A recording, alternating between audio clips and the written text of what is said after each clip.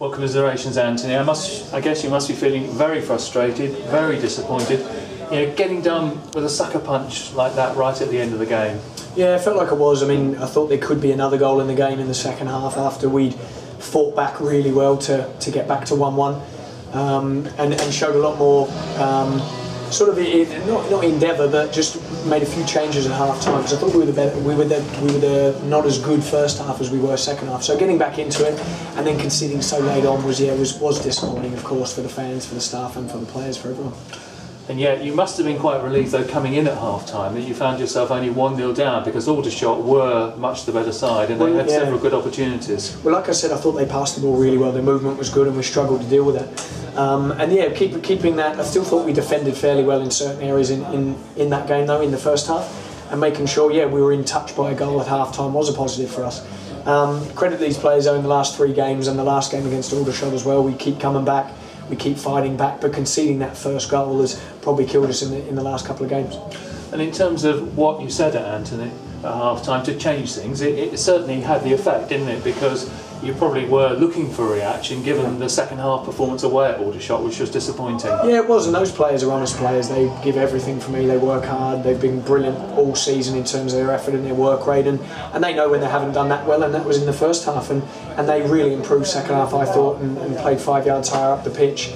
Popped a couple of balls in behind them because they were quite high, turning them around, and got on the ball and passed it and created a lot more chances. So it was pleasing the second half. However, never nice when you concede so late on.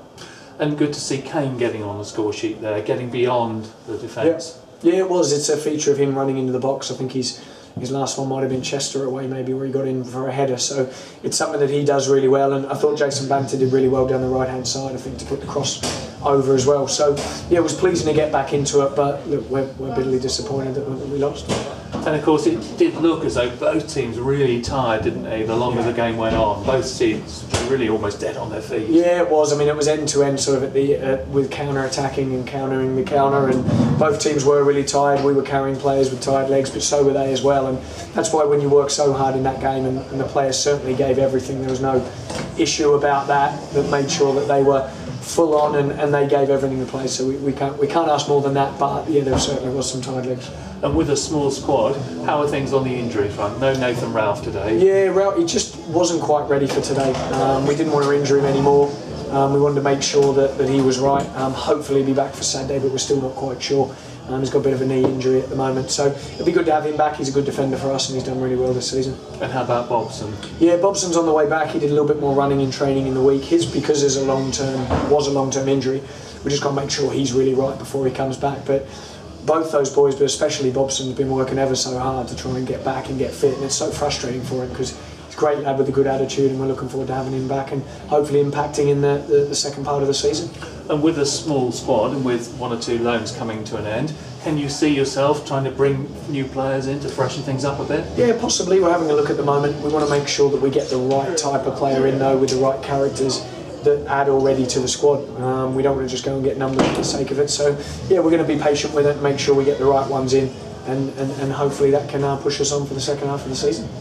And obviously you're not on the best of runs at the moment, so what sort of message can you give to the Woking fans? Well, I think you can see from the last 3 games especially that we've given everything in every game.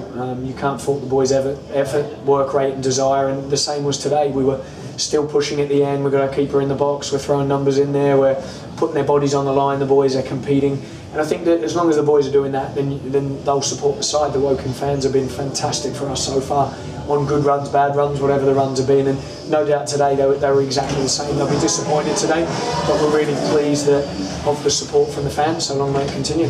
The next up, Maidstone at home. Not the easiest of opponents. No, it's not. We had a tough game against them in the last game when we played them at their place, and thought they played really well against Aldershot in the home game at Aldershot that was on Boxing Day. So yeah, that was sorry, not on Boxing Day, on in between these 2 games.